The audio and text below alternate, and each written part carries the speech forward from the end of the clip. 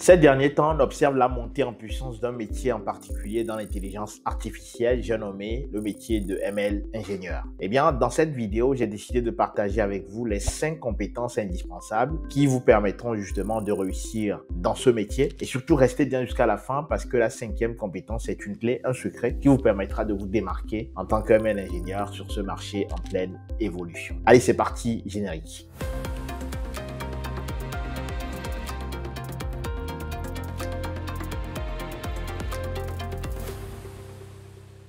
Salut à toi, bienvenue sur ma chaîne. Moi, c'est Espoir Badoun, je suis data scientist.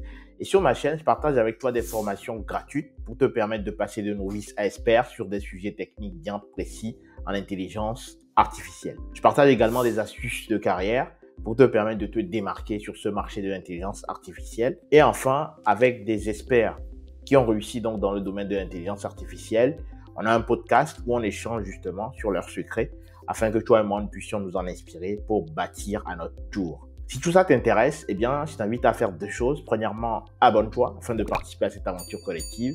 Et deuxièmement, active la cloche des notifications pour être notifié de tous nos nouveaux contenus édifiants qui apparaîtront chaque semaine sur la chaîne. Rentrons donc dans le vif du sujet. La première étape ou encore la première compétence qu'il vous faut avoir pour réussir dans le monde du machine learning ingénieur, c'est la capacité justement à maîtriser son environnement de développement. Vous savez, à l'époque, mon père avait l'habitude de me dire, quand j'évoquais avec lui justement mes ambitions de devenir quelqu'un qui réussissait, qui avait plusieurs entreprises, etc. Et il me disait, mais comment espères-tu justement réussir à devenir dirigeant de très grandes entreprises si tu n'arrives pas à gérer ta propre chambre? Cette image, en fait, est la même chose quand vous démarrez vos projets data science ou vos projets d'intelligence artificielle. Et donc, le ML ingénieur est celui-là, en fait, qui en réalité maîtrise son environnement. Cela veut dire quoi? Cela veut dire comment est-ce que vous installez Python, justement, qui est le langage de programmation plébiscité en intelligence artificielle. Comment vous installez ce langage de programmation sur votre machine pour vous éviter des conflits donc dans le futur. Il y a une façon de faire ça qui est négligée ou encore qui n'est pas maîtrisée par la plupart des data scientists. Et donc, le ML ingénieur est celui-là qui sait faire cela. Et au-delà de ça, c'est gérer également des projets dans des environnements isolés pour permettre la reproductibilité de ces projets-là et assurer justement une certaine standardisation dans les bonnes pratiques. Donc, très important, maîtriser son environnement de développement va vous aider en fait à pouvoir réussir vos projets. Ça, c'est très important. D'ailleurs, j'ai fait une vidéo là-dessus qui parle en fait des environnements de développement de manière générale. J'ai fait plusieurs vidéos dans ce sens-là qui sont disponibles sur la chaîne, que vous pourrez retrouver d'ailleurs dans cette playlist-là. Ensuite, donc, deuxième point, deuxième compétence, c'est la capacité à intégrer la logique de mise en production dès le départ de vos projets. Oui, le ML ingénieur, en fait, est celui-là qui, dès le départ des projets, se dit « Ok, comment je fais pour que, même en phase de développement, je puisse mettre en place des bonnes pratiques qui vont me faciliter la vie quand la solution que j'ai développée répond à la problématique métier, ce qui va me permettre en fait d'aller beaucoup plus vite dans l'étape de delivery. » Il se pose cette question-là et non seulement il se pose la question, il va également mettre en place des éléments qui vont lui permettre justement d'aller beaucoup plus vite dans la phase de mise en production. Donc en tant que ML ingénieur, le deuxième aspect qu'il vous faut maîtriser, c'est vraiment cette capacité d'intégrer les logiques de mise en production dans la phase de développement pour accélérer justement la mise en production des projets. Là encore, j'ai fait donc une vidéo qui vous permet donc de démarrer des projets et d'intégrer justement cette approche-là à travers 2 outils, UV et PyProject.uml. Vous pouvez retrouver donc la vidéo ici. Le troisième point, c'est vraiment cette capacité justement d'intégrer la logique de mise en production dès le départ des projets. D'ailleurs, vous dites-moi si vous utilisez d'autres outils justement dans ce sens-là. Moi, j'ai parlé de UVPyProject.uml. Si vous connaissez d'autres outils, je suis curieux de le savoir dans les commentaires. On t'a toujours dit que déployer des projets data science en production pour un data scientist était quasiment impossible. Tu as fini par croire à cette réalité. En effet, pendant longtemps, la majorité des formations en data science ont cherché à combler le fossé qui existait entre la data science et la mise en production sans y parvenir. D'ailleurs, les profils qui sortaient de ces formations ont été longtemps l'une des raisons pour lesquelles la majorité des projets en data science ont échoué, comme l'estimait Gartner il y a de cela quelques années. La bonne nouvelle que j'ai aujourd'hui pour toi, c'est que j'ai développé une stratégie qui permet permet donc à n'importe quel data scientist, peu importe son point de départ, d'un point de vue technique, de pouvoir devenir autonome dans la mise en production de ces projets data ou IA en un temps record. C'est d'ailleurs grâce à cette stratégie que j'ai pu réaliser donc ma transition il y a de cela quelques années, en passant donc de 2 000 € de revenus à plus de 10 000 € tous les mois. Cette histoire n'est pas seulement la mienne, c'est l'histoire de tous les autres data scientists tout comme moi qui appliquent cette nouvelle stratégie au quotidien et qui voient leur vie transformée à jamais. Si toi aussi tu veux prendre la bonne décision dès aujourd'hui et profiter de cette immense opportunité qui existe sur le marché de la data et de l'IA, je t'invite donc à cliquer ci-dessous. Tu trouveras donc une vidéo de formation gratuite que j'ai eu le plaisir de tourner, dans laquelle je te partage justement comment j'ai découvert cette nouvelle logique de mise en production et comment toi aussi à ton niveau tu peux la dupliquer pour pouvoir réussir ta transition vers la mise en production. Ne tarde pas à visionner cette vidéo de formation gratuite car il se peut que c'est la dernière fois que tu la vois passer. Quant à moi, je te donne donc rendez-vous dans cette vidéo de formation gratuite. D'ici là, porte-toi bien. Salut.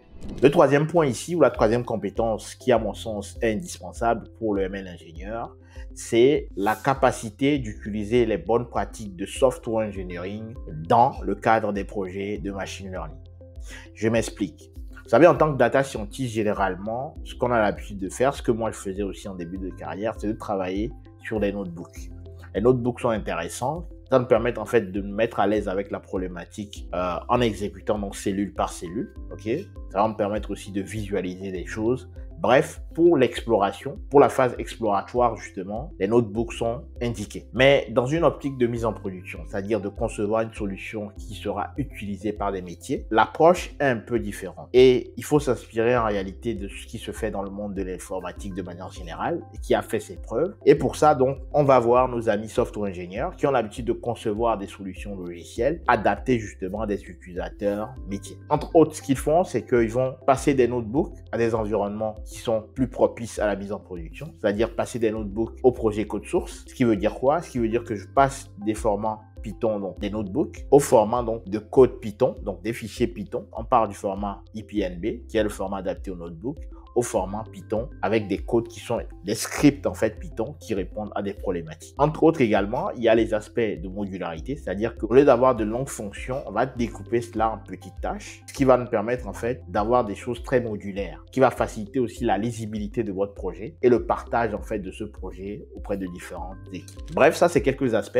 Il y a aussi les aspects de performance. Donc le code que je suis en train de créer, est-ce que le code est assez performant en termes de temps d'exécution et en termes justement de consommation de mémoire? Ce sont des aspects qu'il faut vérifier parce que en tant qu'utilisateur, je ne veux pas aller donc sur une solution et attendre plus de 15 minutes ou 5 minutes pour consulter la solution. Imaginez que vous êtes sur Google, vous tapez donc une requête et que ça vous prend 10-15 minutes, eh bien ça va ralentir l'adoption de cette solution. Donc ce sont des aspects sur lesquels intervient le software ingénieur qui met en place également des tests qui vont lui permettre de valider si cette solution correspond réellement justement aux besoins métiers. Et donc, ce sont des aspects qu'il vous faut introduire justement dans le métier de ML ingénieur justement pour vous permettre de réussir dans ce domaine-là. Donc ça, c'est le troisième point. C'est vraiment les aspects software engineering que vous devez ramener en fait dans votre projet pour vous permettre donc d'amener vos projets au bout.